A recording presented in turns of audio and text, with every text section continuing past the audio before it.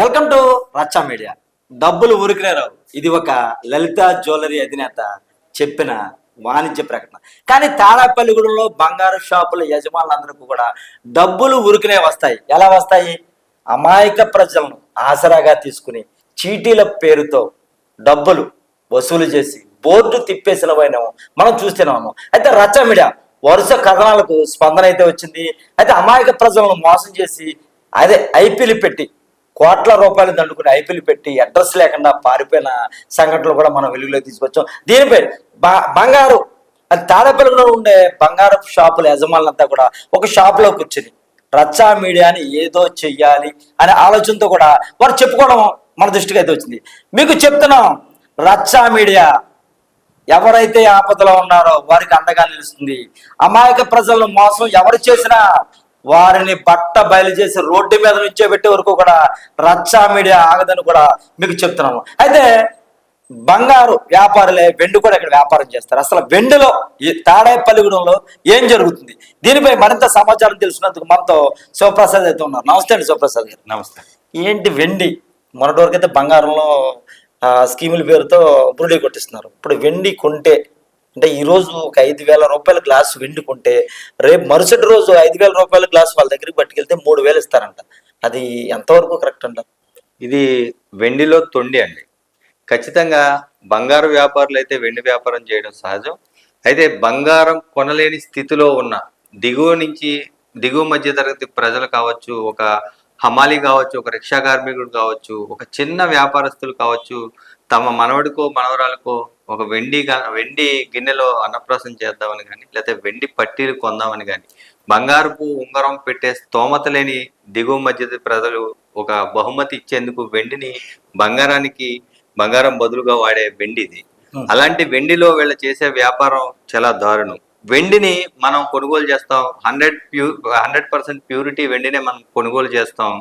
వెండిని అమ్మేటప్పుడు వెండిలో మట్టి కలిసిందంటూ కూడా వాళ్ళు 60% అంటే 100లో 60%, 10,000కు మనం కొంటే 6,000 రూపాయలు మాత్రమే చెల్లిస్తారు. అది కూడా తర్వాత రోజు అయితే లేదు. కొంతకాలం వాడిన పట్టీలు కానీ లేదా గ్లాసులు, వెండి గ్లాసులు కానీ గిన్నెలు కానీ వాటిలో ఇంచుమించు 40% మాత్రమే చెల్లించే పరిస్థితి. 10,000కు మీరు కొంటే 4,000 మాత్రమే ఇచ్చే పరిస్థితి. ఇది కేవలం ఇది ప్రజల అవగాహన లోపం అని చెప్పాలి. ఇది చాలా కాలం నుంచి జరుగుతున్న మోసం. ఈ మోసాన్ని రచ్చా మీడియా బట్టబయలు చేస్తుంది. మీరు ఈ రోజు అయితే 10,000 రూపాయలతోటి ఒక వెండి గ్లాస్ కానీ ఒక గిన్నె కానీ వెండిని కొంటే, ఒక ఆర్నమెంట్ లాంటిది, ఒక వస్తువు లాంటిది కొంటే, ఆర్నమెంట్ అవ్వచ్చు, పట్టీలు కావచ్చు, బ్రాస్లెట్ కావచ్చు, ఉంగరాలు కావచ్చు, వెండిలో మట్టి శాతం అంటూ వీళ్ళు తీసైతే తరుగు ఏదైతే ఉందో మళ్ళీ అమ్మినప్పుడు వెండిలో మట్టి ఎవరు కలుపుతున్నారు? వెండిలో మట్టి ఎవరు కలుపుతారు? ఖచ్చితంగా వీళ్ళు కూడా వెండి తయారు చేయడం కూడా ఇక్కడ లేదండి. ఇది మెడ్రాస్ నుంచి, వేలూరు ప్రాంతం నుంచి రెడీమేడ్ వ్యాపారస్తులు వారానికి ఒక రోజు వచ్చి వీళ్ళకి ఖచ్చితంగా వాళ్ళు ఎంతైతే మట్టిని కలిపారో లేదంటే అందులో ఏదైనా ఒక రసాయనాన్ని కలిపారో దానికి సంబంధించి 60%కి మాత్రం వీళ్ళ రేటుకి 6,000కి ఇస్తే, వీళ్ళు 6,000 నుంచి 10,000 రేట్ చేసి దాన్ని అమ్మటం, మళ్ళీ వెనక్కి తిరిగి తీసుకెళ్తే మేము తీసుకోనని చెప్పడం. ఇక్కడ బంగారు వ్యాపారంలో మెయిన్ మనం రీజన్ గా తీసుకుంటే మాత్రం ఖచ్చితంగా వీళ్ళు సరైన బిల్ అయితే ఇవ్వరండి. ఎస్టిమేట్ పేపర్ అంటూ ఒక ఎస్టిమేట్ ఇస్తారు. ఆ ఎస్టిమేట్ పేపర్ని ఒక వ్యాపారస్తులు కావచ్చు, ఇతర వ్యాపార సంస్థల్లో ఒక ఎస్టిమేట్ పేపర్ అంటే ఏంటంటే మనం కొనుగోలు చేసే ఒక వస్తువు యొక్క ఎస్టిమేట్ ఎంత అవుతుంది అనేది మనం చూసుకోవడానికి మాత్రం ఎస్టిమేట్ పేపర్ పనిచేస్తుంది తప్ప మీరు వెళ్ళి వారంటీ గ్యారంటీ అడగడానికి కానీ లేదంటే కేసు వేయడానికి కానీ. కొన్ని సందర్భాల్లో దొంగతనాలు జరిగినప్పుడు కూడా ఎస్టిమేట్ పేపర్ పోలీస్ స్టేషన్ వెళ్తున్నారు బాధితులు.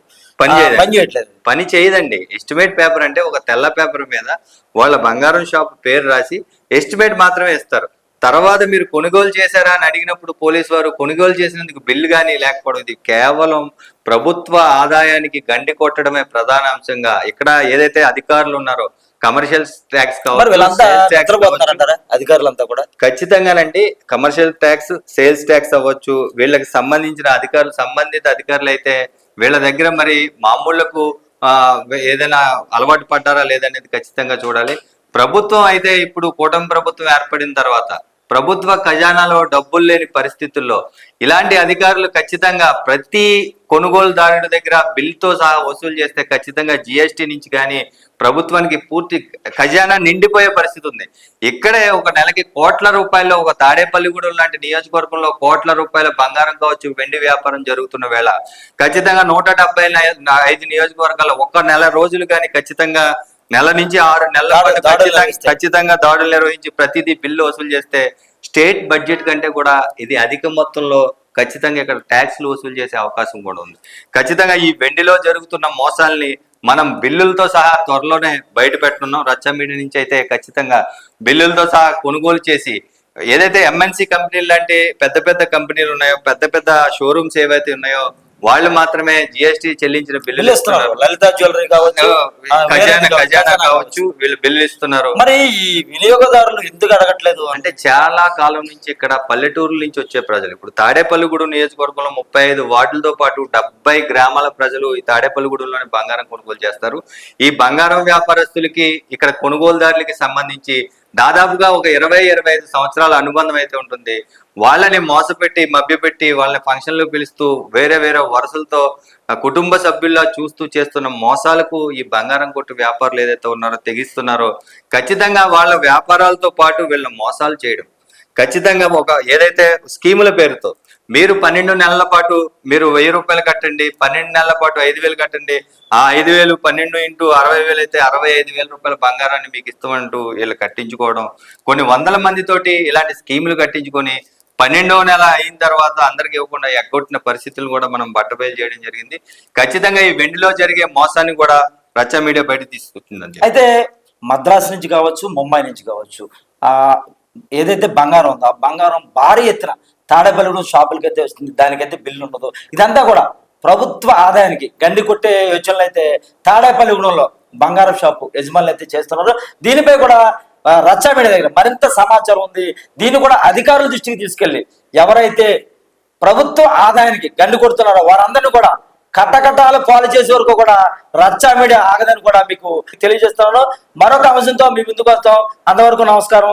చూస్తూనే ఉండండి మీ అభిమాన ఛానల్ రచ్చ మీడియా. సబ్స్క్రైబ్ చేయండి రచ్చ మీడియా.